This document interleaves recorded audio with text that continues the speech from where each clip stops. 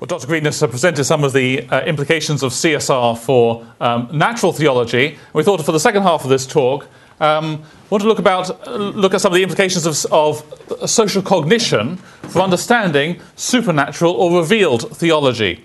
And the distinction could be also understood in this way: a move from divine instrumentality, using relationships with the divine to achieve natural goods in this world, and then a switch to second-person relatedness. And what I want to do is look at the application of social cognition and to a specific kind of problem. And it's a problem that touches on three fields: the exegesis of Thomas Aquinas, theological ethics, and philosophical virtue ethics. And it shows this mode of changing our relationship to the divine from a kind of means to an end. And the social cognition aspect is important in two different ways. First of all, it helps us to understand what's missing from classical treatments of this topic. And then it actually helps to supply what is missing. Well, the problem I originally started out with was something completely different from social cognition. I've been puzzled for years by Aquinas' virtue ethics. It's one of the most extraordinary treatises on ethics has ever been written, and we really have very little understanding of its inner logic and how it really fits together. Those of you who work in ethics will know that the virtues have become an increasingly popular, or there's been a revival in the popularity of virtue ethics a revival of the study of the virtues in contemporary ethics. And part of the justification for this is that we judge persons and not only actions as being good, bad, just, unjust, generous, dishonest, and so on. And to a large degree, over the last few decades, most of this revival has gone back to the Greeks, particularly Aristotle, and looking at the Nicomachean Ethics as its canonical text. Now, one might expect Thomas Aquinas to make a contribution to the revival of virtue ethics. He does in many other areas. He does in natural law. He does in human action. And he certainly had a lot to say. I've counted the articles in the Summa. It's 1,004 of them on the virtues. It's almost one-third of all the material he wrote. Incidentally, when undergraduates study Aquinas, they often begin by studying the 5 proofs of the existence of God. And I always point out to them, that's one article. He wrote 1,004 articles on the virtues. And a lot of this material isn't much read. And along with the Summa Theologiae, we've also got a vast amount of other material connected with virtue ethics, philosophical commentaries, scriptural commentaries, and so on. The problem, I claim, is you don't understand what he wrote. And this is the problem. So here I show a picture. This was the first American edition of the Summa Theologica. And there are just the question headings of the Secunda Secundae on the virtues. And just to give you a taster, just pick out a few: on despair, on presumption, on charity, on joy, peace, mercy, on contention, schism, war, derision, cursing, murder, vengeance, truth. We can't see the wood for the trees. It looks like it's extremely well structured, but seeing the inner logic, how it all fits together, that's been a much harder challenge. Now, it's not as if the actual text has been a mystery. We've had manuals of moral theology that have been written for centuries on the work of Thomas Aquinas, Tanqueray, John Capriolus, John of St. Thomas, and so on. And but the problem they face is the volume. So I've counted at least 156 virtues and vices, 26 other perfective attributes. So the question is it enough just to draw up detailed lists and specifications and relations and characteristics? So one of the challenges I had to cope with in this research was that when I started to say we don't really understand what he's saying in his virtue ethics, people used to say to me, well, we've got manuals, we've got tons of material, we've got lists, we've got specifications, but something still seems to be missing. And it was really neuroscience that's helped me to understand what's missing in our accounts of Aquinas on the virtues. And I'm very grateful to this book, Ian McGilchrist, The Master and His Emissary, The Divided Brain and the Making of the Western World. And what he's showing here from this book is the effects of hemispheric damage. If the right hemisphere is damaged, what tends to happen is that someone can draw the parts of a picture and get the parts right, but they don't fit the parts properly into a whole. And here, for example, when both hemispheres are working correctly, you can see the tree. Left hemisphere, the structure is not quite as it should be. Note how one hemisphere is missing. With the right hemisphere working, some of the details lost, but the overall structure is preserved. This has, I think, helped to understand or highlight what's missing from classical accounts of virtue ethics. We have lots of facts. We can list all the parts. But the problem is we can't fit the parts into a whole. If you want a metaphor for understanding it, it's a bit like knowing every detail of every bone of the human body, but never having met a living human being. And that, I think, for many generations of scholars and students for ministry, has been the experience of reading Aquinas. We've got tons of facts, but we can't fit the facts very easily into a whole. I should also add that expressing it in terms of neuroscience also helps to sidestep another problem. It's when I discovered when I began to write about this work is that there are two terms that have been very badly damaged in scholarship of Aquinas. One's a term analogy and one's a term metaphor. So I began initially by describing what we're looking for as the right analogy. And then people came along and criticised, no, we're looking for a metaphor. And then when I started to use the term metaphor, people used to come along and say, no, we're looking for an analogy. So the trouble is these terms have been so used and misused that the waters are quite muddied. What we actually need is what McGilchrist describes as a metaphoric understanding, something that relates the descriptions to an experience that we can relate, that we can have in daily life. And with that experience, we can bring all the specifications together to make a whole. And we do this naturally all the time with words. So think of the word grasp, for example. The word grasp has a cognitive meaning linked to understanding, but also grasping with the hand and so on. That's the embodied experience that helps to understand the specification. And we need an embodied experience that helps us to understand Aquinas' work on the virtues. Well, this is where the work on the second-person perspective comes in. So what I want to begin with just in this second half is look at the science, how it relates to the philosophy, and then in turn how that impacts on the theology. So what is second-person relatedness? Well, it's commonplace in daily life that we denote other persons as you, who are present to us in some way and whom we wish to address. But it's only in comparatively recently, in philosophical history, that the relationship to the second person specifically has become a topic of great philosophical interest. And a lot of this was the pioneering work in this area was done by Martin Buber, I and Thou. In recent years, studies in experimental psychology, especially in social cognition, have begun to put these intuitive writings on an empirical basis. And the area that's particularly pertinent to this is the study of joint attention. Joint attention is a phenomena that's very familiar to anyone who's brought up a child. It involves attending to something with someone else.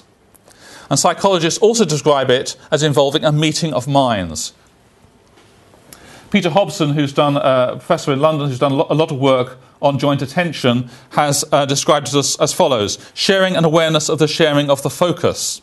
Sharing an awareness of the sharing of the focus, something which often entails sharing an attitude towards the thing or event in question.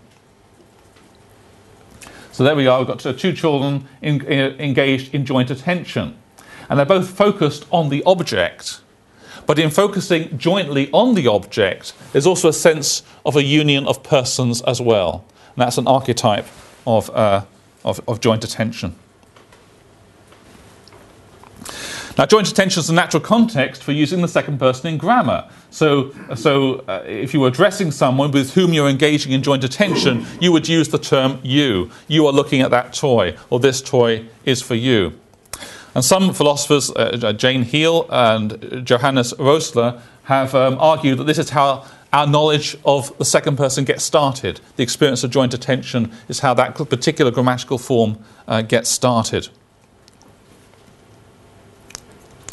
Now, what's given us an empirical handle on joint attention has particularly been the study of autism. And for those of you who've not studied autism before, I do particularly recommend The Siege. The Siege is the story of bringing up an autistic child at a time when we didn't know very much about the condition.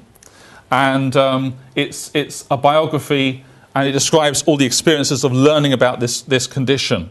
And the mother of this child, Ellie, said of Ellie at the age of 2 that she'd never seen her point. And she began to wonder what was missing in the way the child was interacting with the world. So other children would point at objects to draw them to the parents' attention. And her own child, Ellie, wouldn't do that.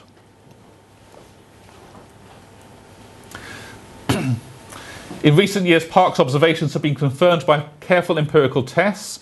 A diagnosis of autism is strongly correlated with a failure to engage in joint attention activities like pointing and so on. Now, what's also interesting is that autistic children have no problem recognizing persons. Now, Dr. Green talked about the point light display. So they pass the point light display test, no problem. Same way as anyone else. They can see that a person is a person. But what they don't do is that they don't seem to grasp how to use the second personal form in grammar. And an autistic child will often respond with the wrong grammatical form when asked an I-you question. So, how are you? The child will often say, you is fine. Same as for the desk. How's the desk? The desk is fine. How are you? You is fine. So they actually take some time to learn how to use that particular grammatical form. It's not natural for them.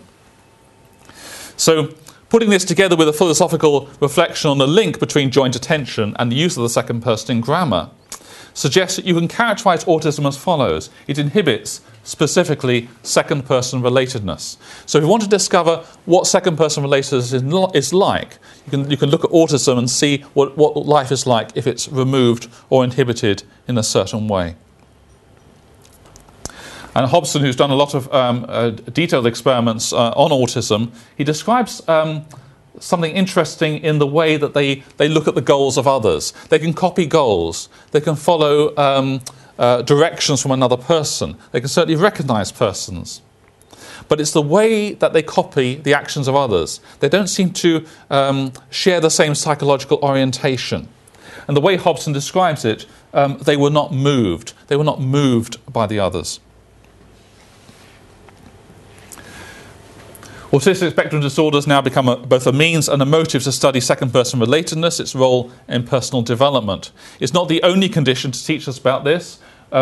Williams syndrome seems to be almost characterized by reversal, so hyper-attention to faces, but there doesn't seem to be the same first-personal development.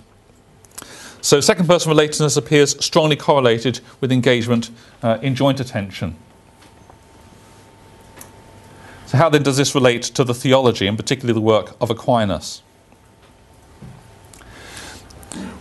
Well, in the story of virtue that's come down to us from Aristotle, virtue is associated etymologically with the strength of a man and with an Aristotelian narrative, habituation directed by prudence. And so Aristotle claims virtue is like learning a musical instrument. You do it by repetition, you gradually acquire virtues. But this narrative actually has a problem even for Aristotelian virtue ethics. No one's really been able to explain how one acquires courage in this way, because courage in Aristotelian sense requires facing death, and you have to survive. So it's hard to see how you would do this through habituation. In recent years, we've also learned, as we started to study Aquinas' virtues again, that the virtues that Aristotle describes are nothing like the virtues that Aquinas describes. Aquinas thinks that genuine virtues, the ones that are useful for attaining heaven, are refused by God all at once. They can be lost all at once. And they're connected through love, not just through prudence. And they have many other non-Aristotelian characteristics. So the situation we've faced when reading Aquinas is because we tend to assume he's Aristotle modified. It's a bit like adding epicycles to a geocentric model of the solar system. We keep adding more and more epicycles, but it's unwieldy, and we keep missing things out. What we need is a whole new perspective, a whole new metaphor. Just to compare the lists, Aristotle's acquired virtues and Aquinas' infused virtues, they're just so different in so many ways. So Aristotle's virtues, they require maturity and intellectual training. Aquinas thinks anyone can receive them, even children, even the intellectually disabled. But along with virtues, there are actually other things in the Summa. And Aquinas thinks they're linked to gifts, beatitudes and fruits. So we've got 4 perfective attributes in the Summa and in his other works.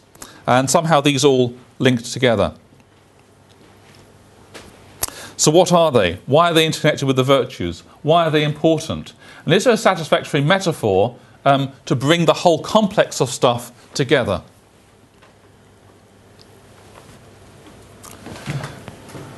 Well, let's have a look at what a gift means, because a gift, Aquinas thinks, is linked to a virtue. And Aquinas says that gifts perfect a person according to natural for her to be moved by her reason. Sorry, virtues perfect a person as is natural to be moved by her reason. But a person needs higher perfections, whereby to be disposed to be moved by God. These perfections are called gifts, not only because they're infused by God, but also because by them a person is disposed to become amenable to divine inspiration. So Aquinas links virtues, all those complicated virtues, to gifts by which a person is disposed to be moved by God. So this is the scenario. A person with the virtues, some stance towards some object, so that's a chocolate cake, and if you had the disposition of temperance, you'd act properly towards the chocolate cake. But the gifts will work slightly differently. So Aquinas thinks that you've got a disposition towards an object and you're being moved by God towards the object. So how exactly does that work? Well, that's one way people think we're moved by God. So God just moves us like puppets on a string. But that clearly doesn't work. Aquinas rules it out in a very obvious way. Some people think it's like information being transmitted. There's a famous Thomist called Garrigou-Lagrange who actually used that image in one of his famous commentaries, and that can't be right either. We know that it can't be reduced to information. There are various reasons why that doesn't work. But the metaphor that does seem to work, that brings all the attributes together, is a metaphor of joint attention. So what I've contended is that in Aquinas' moral framework, the gifts are disposed to enable a joint attention relationship with God. And what's rather beautiful is all the things he identifies can be mapped to contemporary work in social cognition. The identification or the meeting of minds with the other person. Aquinas talks about a union of soul with God and being joined to the Lord and being one spirit. A sharing in psychological orientation of the other person. Aquinas talks, in the case of the interaction with God, to having a participated likeness in God's stance towards things. And the other person experiences immediately present, as in the joint attention relationship. And again, there's parallel in Aquinas' work, that somehow there's a sense of the personal experience of God in the course of this action. And all the various distinct gifts that Aquinas identifies can be linked to a sharing in God's stance towards various things. And when you begin to look at this metaphor of joint attention, it then becomes clear that perhaps artists have got there first. So all these kinds of examples of joint attention art, the Garden of Eden scene by Jacob de Backer, Rublev's Icon of the Trinity, and so on. So this metaphor of joint attention explains many peculiar, non-Aristotelian aspects of Aquinas' account of the virtues. And it's a change in the relationship with God. So when Dr. Green talked about God treated as an instrument. It's an instrument towards success. And here we've got something very different. It's a second-person I-thou relationship, and that changes all the virtues in various ways. So you want a metaphor in modern terms for describing Aquinas' moral framework. It's as if the gifts remove spiritual autism. They don't actually change belief in the existence of God. They change actually the mode in which we relate to God, removing this peculiar state of spiritual autism.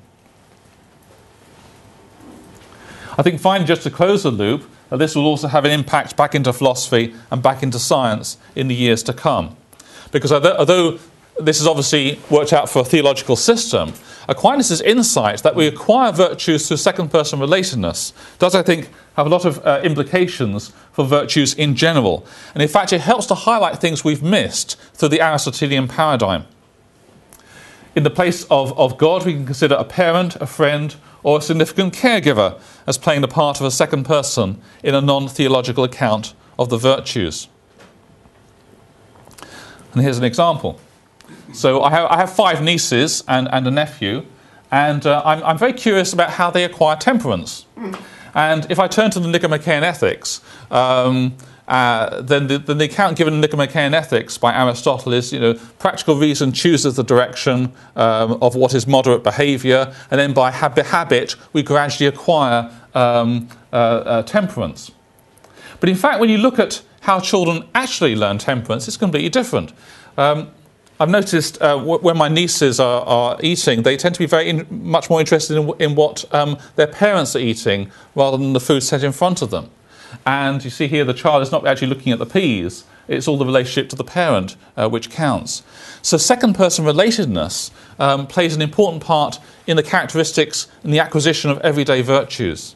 And I think the work in Aquinas therefore helps to highlight things we might have missed because we've been reading ethics through an Aristotelian paradigm.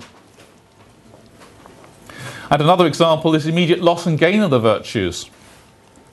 The example here, we'll consider as an example a married couple and one of the spouses betrays the other.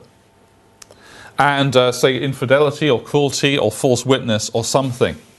Now that won't have any effect on the habits of ordered living. The Aristotelian virtues can carry on as before. But whatever virtues that person is left with, who's done the betraying, they won't be virtues ordered towards the flourishing of the relationship. And that can't be restored unless there's some act of reconciliation.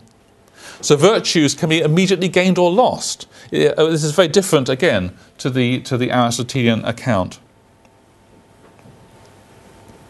So I think Aquinas' work, inspired by social cognition through philosophy into theology, can in turn have a feedback effect on philosophy, highlighting the role of second-person relatedness, also helping to reinforce conventional wisdom about human relationships and character development, such as the importance of shared games and activities in raising children. And finally, I think in the years to come, this will also have an effect on science as well. One of the things I do hope to do in the years to come is somehow is find a way of highlighting through various sort of empirical means how second-person relatedness affects the acquisition of ordinary virtues of everyday life. We certainly know that autism is affected with gratitude, or the problems of showing gratitude.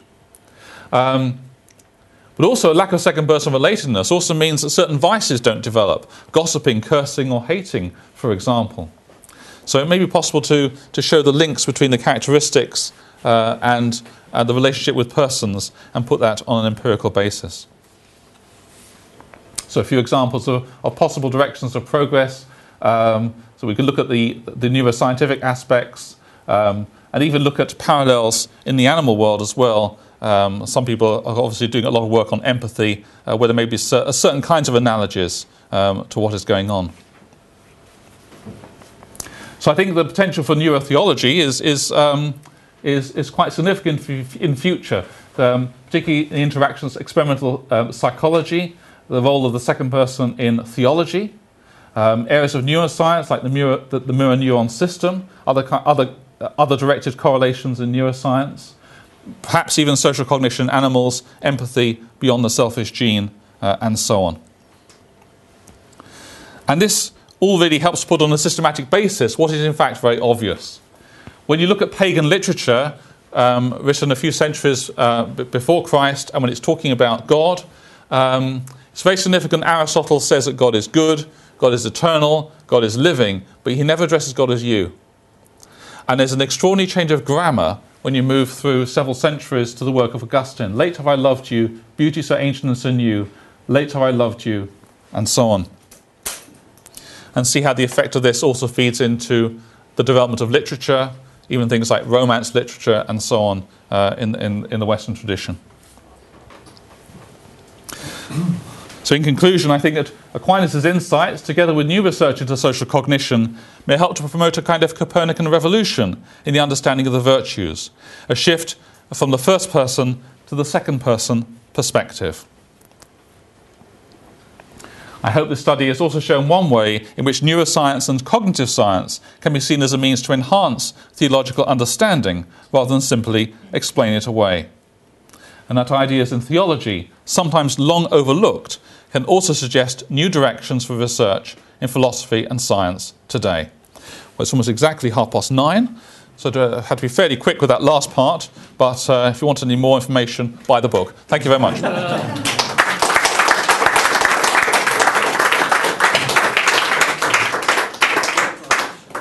Thank you very much. Wonderful presentations. We have some time for questions, and I'm sure there'll be plenty. So please wait till the microphone gets to you. It will not sound here, but it's for the recording. So let's start here. Hi, this is a question for Adam. So the theological interpretation of CSR research, I mean, that isn't new. I mean, there are some innovations. Some of the things rested on theoretical things that don't have very much by way of empirical evidence. I mean, the stuff of alpha males, for example, but we'll let that slide. The thing I worry about most, I think, whenever I read this sort of thing, is that we have no reason to believe it. We have no reason to believe the theological interpretation of CSR. And this is a problem because there is an added teleological component above and beyond the natural selective stuff about maximizing fitness, right? And sometimes, so there's a paper by Michael Murray and Justin, and they admit this, right? That they're not providing an argument for this interpretation, but they don't seem to recognize this as a problem, and I think it is because it's less parsimonious than the purely naturalistic one. So I'd like to know if you have any ideas about how you can justify holding the theological interpretation, which again, you're adding one teleological component to the story. That not only are these tendencies, not only did they evolve to detect predators, etc., but also to detect God. And we have to be very careful because we don't want to say that God is the kind of creature like an invisible wolf that the HADD evolved to detect. So we can't just co-opt the naturalistic story for the theological story. There has to be an additional argument. I want to know what that will look like. How do we do this? But his was bigger. That's no fair.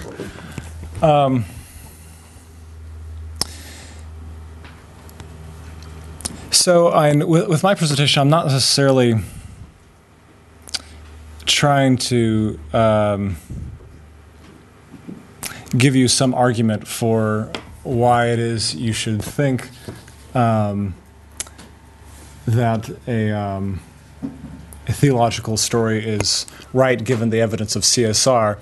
Rather, the idea is if you're working within like a faith-seeking understanding sort of mode, where you're trying to understand how it's all supposed to work and fit together, that CSR can be mined as a source of empirical results and some hypotheses of various plausibility that you can use to kind of get a sneak peek into the domain you're trying to reason about as a theologian. Now, I tend to think that the antagonistic parts that you'll find in CSR material go beyond the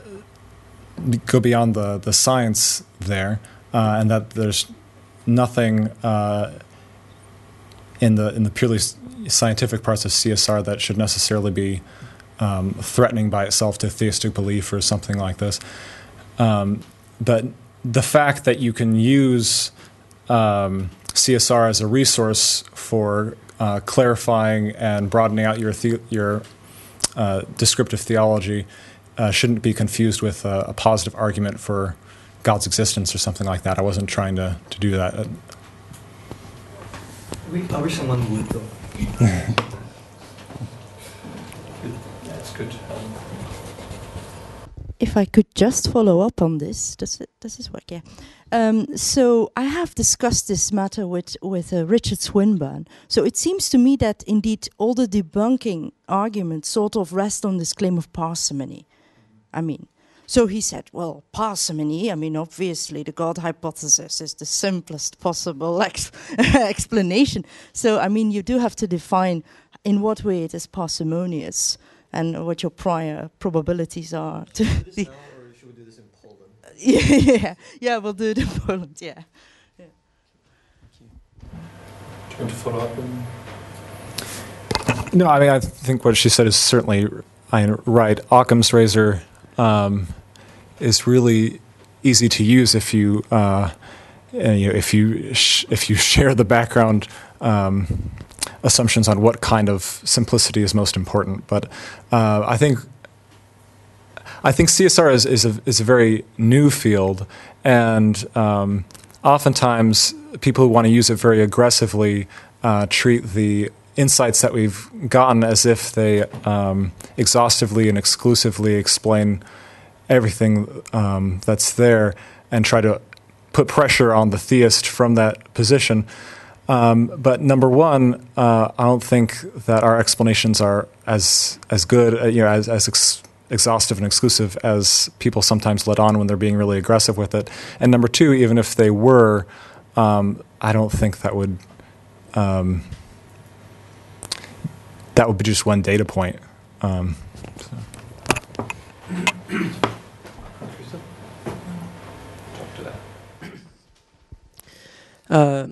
Sorry, I was debating whether or not to keep it theological or ask about CSR, but on the question about the second-person perspective, does this push further a grander shift in kind of a theological position? Maybe kind of limits of the knowledge of your knowledge of God would mean you should focus more on how you relate. So like a 2-year-old can't explain their parents, but maybe they would have a chance to explain how they relate to their parents. So like, would you want the only thing that we could know about God to be through our relationship or something like that? Yes, they have to be exclusive, of course. But in Aquinas' worldview, and also other people in his tradition, then this is what really counts. So it's not enough to know about a God, but also it's important to know God. And this distinction crops up again and again in the history of philosophy and in theology. Different kinds of knowledge of persons versus knowledge of propositions, for example. Although the knowledge of the propositions is important, Aquinas puts the primary emphasis on the knowledge of persons, and that's why he wrote 1,004 articles. Sorry, on the virtues, and only a single article in the Summa on the proofs of existence of God. But of course, he would regard them as complementary, not as one or the other.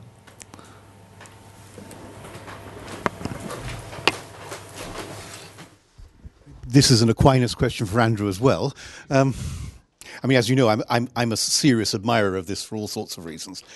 The bit that I found myself hesitating about was when you were talking about the fact that somehow or other we could instantaneously lose supernatural virtues. And that somehow feels difficult to me. I can see that it is logically possible for me to do something which is objectively very wrong tomorrow. But even though on the whole I'm not in the habit of doing that kind of thing. But I don't see, I find it implausible that somehow completely nullifies a lifetime's work of relationship with God, which I think that account of mortal sin and seems to be implying. Yes, that's a very good question. I've struggled with this because it's been a long-standing problem in interpreting Aquinas, particularly through an Aristotelian lens. Because according to Aristotle, you just cannot gain or lose a virtue instantaneously. No one action can do that. But Aquinas is claiming that is possible. But when you look very carefully at the text, what he actually uses is terms like a cutting off of the virtues.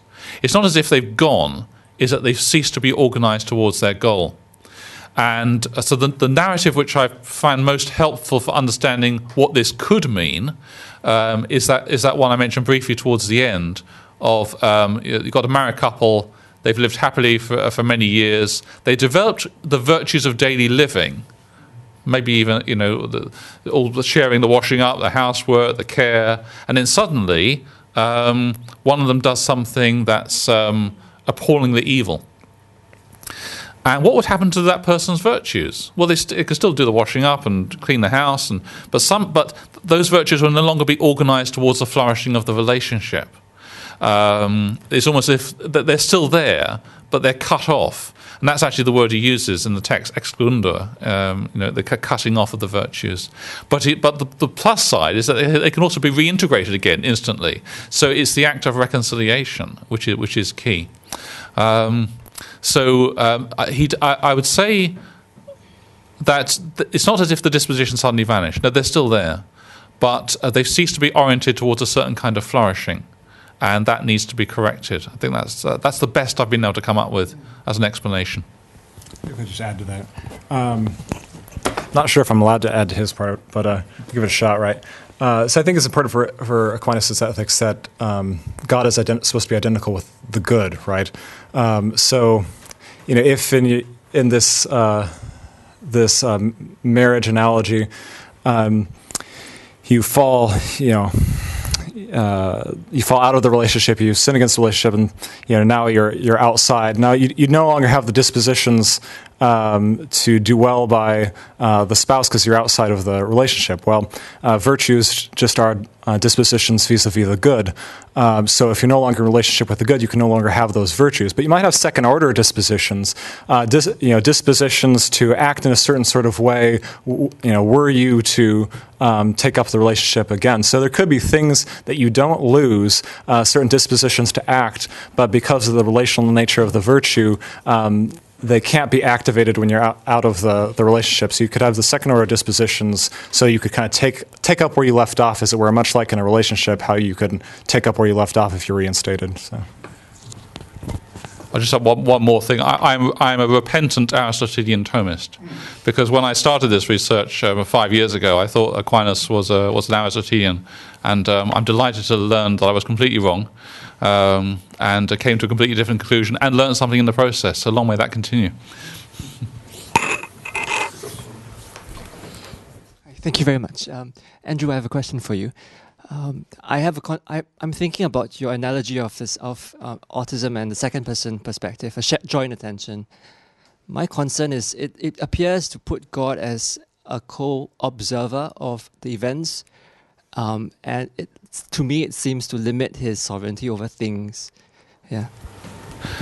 Not quite sure I understand. So, you mean in the natural state of human beings, God is a cold observer? You mean rather than involved in the action of the first person of yourself? Right. That's not how I would interpret it, because I think, in fact, it's again in Aquinas' worldview, God very much wants to be involved. In fact, he wants to actually bridge that gap, but. In that worldview, we start with a gap. We start with separation, and interestingly, it's also found in the pagan philosophers. So, Aristotle, in Book 8 of the Nicomachean Ethics, he says we can never be friends with the gods, because they're too different from us.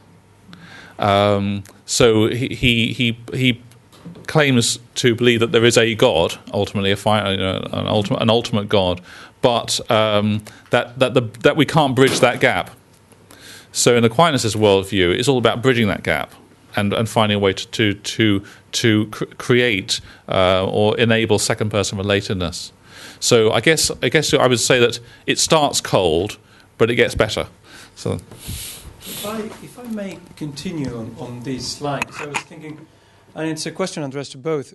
Both metaphors. You both used metaphors on the alpha male, and then on joint attention. And it seems to me that both of those metaphors, and I acknowledge they're metaphors, they put God within the world. And they're very close to being in danger of losing God's transcendence. And Aquinas, in particular, goes into great efforts to show the transcendence of God, as well as his immanence, but it's an immanent transcendence, as some authors like to put it. So in the alpha male one, although this is the first time I heard that, so I'm not an expert or anything like that, it seems as if God is just another one of us. And in the joint attention, the same. So I wonder whether you could...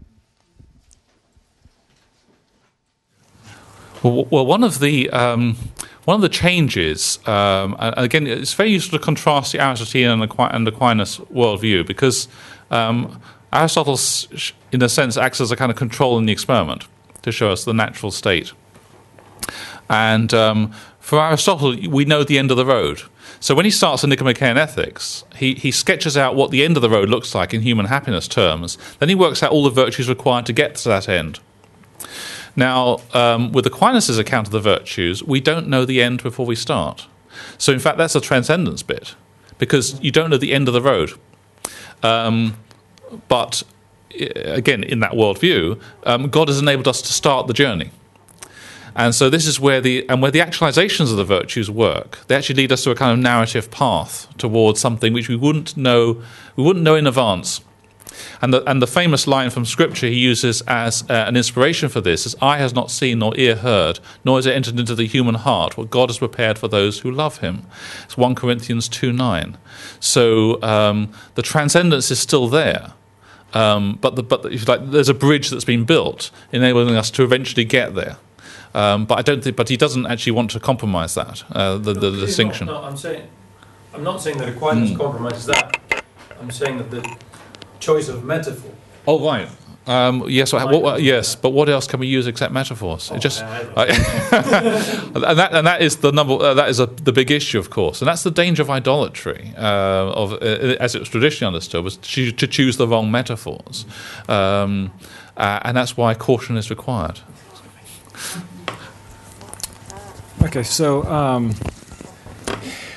and in answer to your question, as far as what CSR seems to indicate about natural knowledge of God, you do see something of both. On the one hand, the sort of agents that or purported agents that attract our attention have to be minimally counterintuitive, kind of somewhat other, right, and are usually invisible.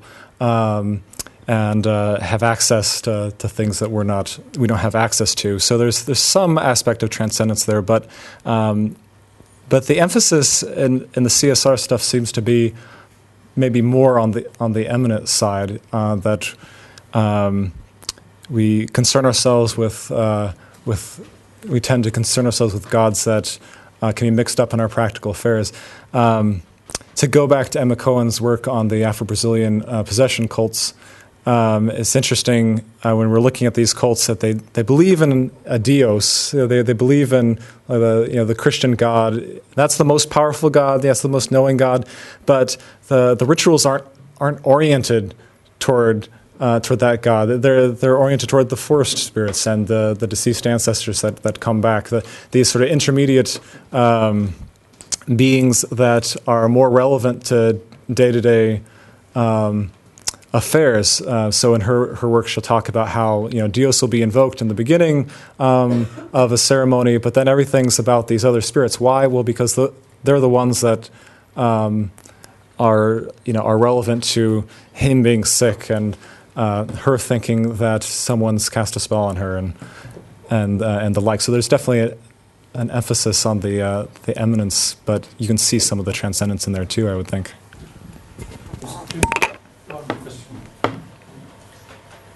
So this is a question for Andrew. Your second-person perspective with the joint attention reminded me a bit about Rossano's book. I don't know if you read it, Supernatural Selection. And so what he says is basically, so he's agnostic, but he does say, there is a relationship with God, whether or not we imagine it or it's a real relationship. And he does say that this sort of this relationship has, like other relationships, other second-person relationships, also affects relationships between people. So, for instance, if someone all of a sudden has a girlfriend, his friends are going to, that's going to affect his friendships or something. So, does Aquinas say anything about this? I don't know. Well, implicitly, it's in everything he writes. But you can see there's also a natural wisdom to this.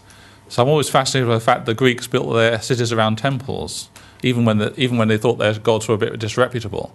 But they needed to organise their societies around a common point, and that in effect also changed their relationships with one another. You can see it also in Saxon times in our own country, in this country, when there was a great emphasis on oath taking and on oaths, because how do you enforce anything in the absence of all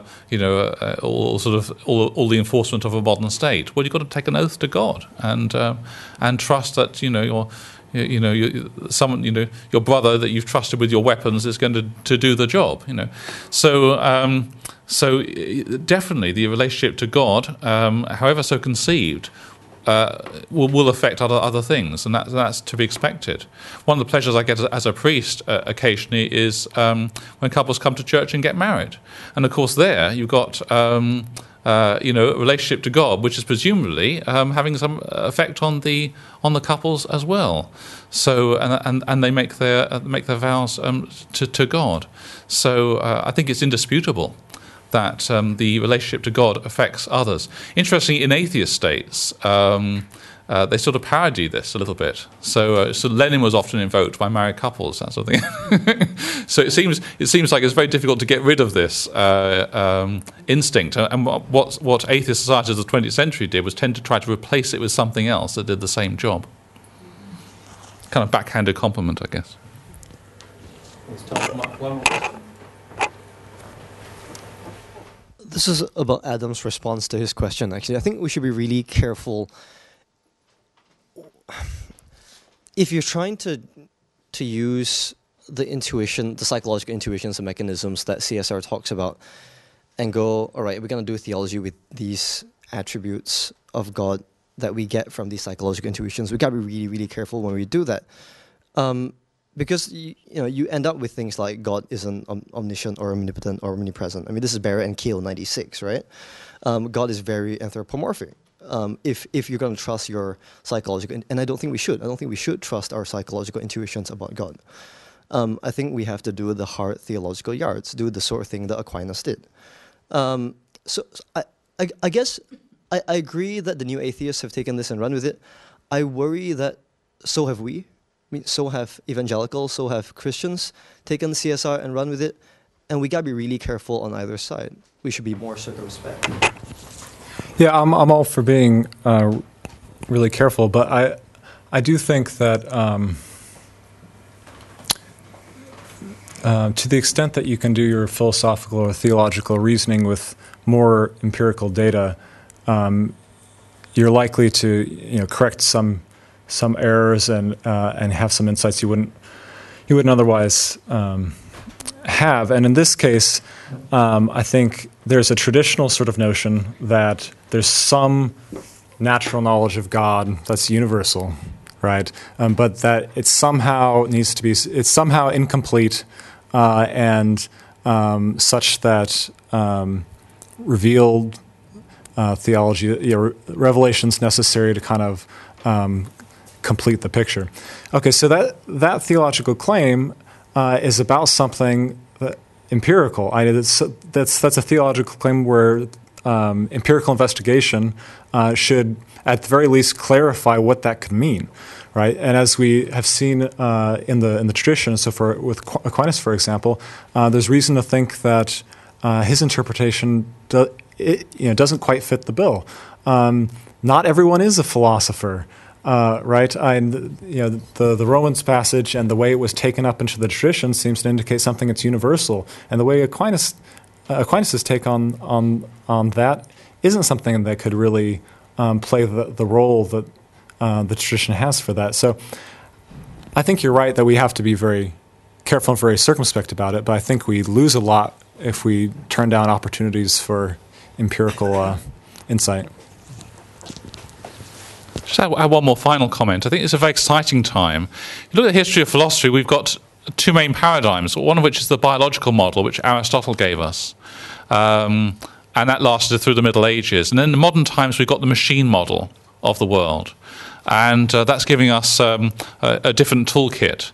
But what's curious about the last century or so is we began to get another kind of toolkit, the study of persons, and putting persons on an empirical basis. And it's increasing the number of tools that we're able to apply to philosophical and theological problems. And that, I think, is very exciting. Well, join me in thanking them very much for this exciting talk.